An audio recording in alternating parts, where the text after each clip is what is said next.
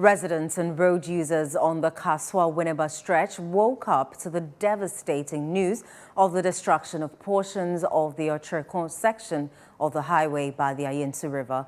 The natural course of the river was diverted by contractors working on the dualization of the Kaswa-Winneba stretch to make way for the construction of a new bridge to replace the old one. However, the channel where the water was diverted was a bit too small, exerting pressure on the channel, which forced the river to overflow onto the stretch and submerge several homes. Our Central Regional correspondent Calvis Tete has more in the following report. This morning, we woke up to the devastating news of portions of the Gomwa-Ochirikon stretch being destroyed by a river close to it. Now, portions of the road has caved in, making it difficult for vehicles to have free flow, as well as persons commuting from one end to the other. Tonight, on the ChannelOne newsroom, we'll have a better understanding of the situation, speak to persons who matter, and what the cause of the road caving in actually meant for persons who use this stretch. We understand that over 150 households have submerged after the disaster. Not only that, but several farmlands have also been destroyed. Persons who also want to commute from Kaswa to Winneba and to Cape Coast are also finding it difficult using this stretch for the very fact that the road is not safe to use since portions of it have been destroyed. Now we'll speak to affected persons and to tell us the extent of damage that has been done after the river overflowed its banks. Yesterday I was in my workshop and they called me that there's a disaster around our place. So I came early to my house. Once I entered the house, the water came to my room and spoiled everything. Even one of my house or the room was broken down. So to pick something from the room inside, because of the electricity system, I can't go inside and pick anything. Yesterday, the Nadmo people told us that they will look for some place for us to sleep. But yesterday, we did not see them. That's why. So today, we need help from the government. The district NADMO coordinator, Robert Hackman, and his team have been here since the incident to try and ensure that persons are moved to safety. He shared insights on what they have been doing so far. Currently, 3 houses have been collapsed.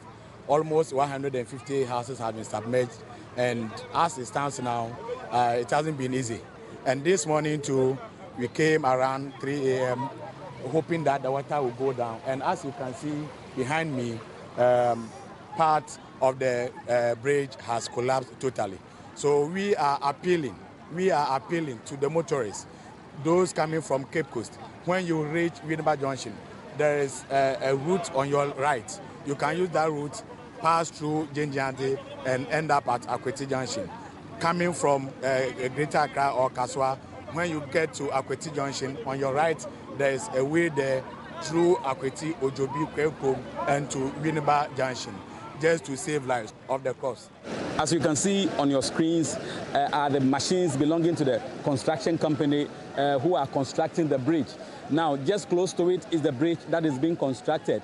Now, the construction company has managed to get a makeshift bridge where the course of the river has been diverted. The Ayensu River, to be specific, has been diverted. Now, this has forced the river, because of the shallow nature of the diversion, it has forced the river to overflow its banks onto the stretch. Now, we can see persons at the far end stranded, trying to cross from that end to the Kaswa section or the Accra section. Persons are also trying to convey people by at least putting them behind their backs to cross this stretch. Now, on the shoulders of the road, you can see the huge devastation that has been caused by the Ayensu River. Portions of the road has been destroyed.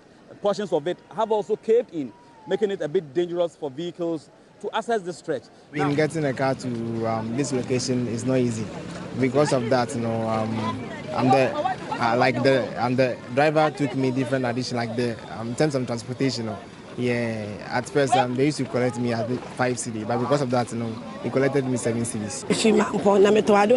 Market. It's me going come market or domnas by soon we are and to me tranco. Yet to me try obituary across so I buy Biana, not young to me in cross emba, not acquire baby when see a sign a chair coffee. Men are no more baby or motor as a one in a swear you are for home. Obine fish for more woman adenina and so na say baby. There was a bit of misunderstanding between commercial drivers who use this stretch and the contractors, in the sense that the drivers are saying proper notification were not given to them, bringing some of them closer to the stretch where they could cross, but having difficulty crossing. However, the project coordinator had some explanations. And I was here at 2 o'clock. We are having a roadblock because one of the bridges is broken down, right? Okay. Not completely, but we have 3 to 4 meters off, right? Which poses danger for the others. Now, heavy trucks, if the acid load on it, can cause another damage. We want to avoid that damage. So there is a traffic management scheme from Accra, right, in direction at Akoti Junction. That will link you to either Konyaku, you'll link the Cedro Bobjasi Road, or you take left, you'll link Akoti Ojobi, Winneba. Then you can off and about to Cape Coast. So from Accra, direction is there, and there are police officers there giving direction. Now people are trying to use force to use the small space there. I'm from Tema B5. I'm going to Taprari B5. Okay. And before I reach there, the water blocked the road. Okay. And blocked the road. I watch one side of the bridge break. But I walk inside and see the way the bridge be. I can pass one side. So I manage it and I cross it. So before I reach there, I say I want to go again, so I don't know what is happening. This bridge used to be the bridge where vehicles from Accra to Cape Coast ply to their various destinations. Now we are here on the very bridge to have a look at the extent of damage. We would also engage the foreman for the construction company, who would give us a better understanding of what the situation is and why they diverted the course of the river and what they are going to do to correct this anomaly. Oh, a lot of things are going west, so we want to take off some of our material to the upstream. Then after which we open the water so that it will go normal. So was there no alternative that could have been done rather than blocking the waterway? Sure, there's no alternative, because if we are creating piles inside, and if there is water in, we cannot pile. So we have to block and do the pile. In fact, we have some few piles to go, and we are done. The people in this area are saying that, they were not informed about some of these changes. People in the area are aware that most often the water used to flood on the road, even since we have not come to do this project. This very portion where we are standing is where they diverted the road. Initially, the water used to pass through this tunnel we are seeing here, but at the point in time, because of the construction works, they have diverted the road to this portion, forcing the water to overflow its banks and then onto the stretch, causing this disaster we are seeing in our shots.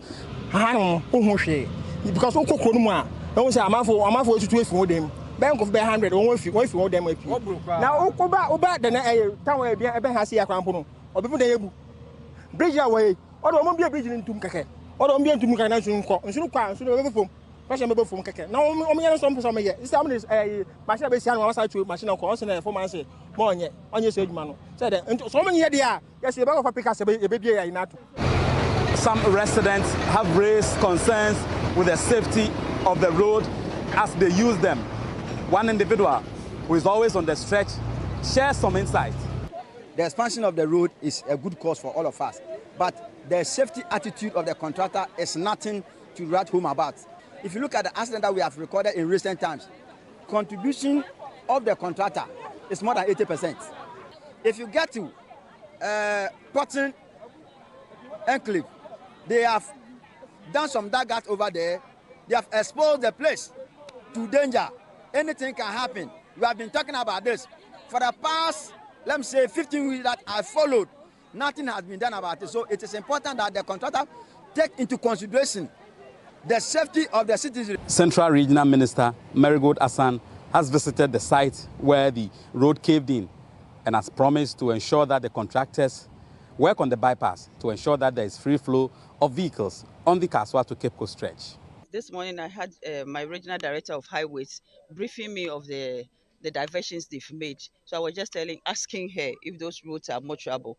And she's telling me that those sections of the road that are difficult for people to use, they are getting in there quickly to resolve it. Several houses have been submerged in the devastation that occurred late yesterday. However, portions of the main Kaswa to Cape Coast stretch, particularly the Ocheku section, has caved in, making it difficult for vehicles to move. Carver Stete, Channel One News, Gomoa Treko.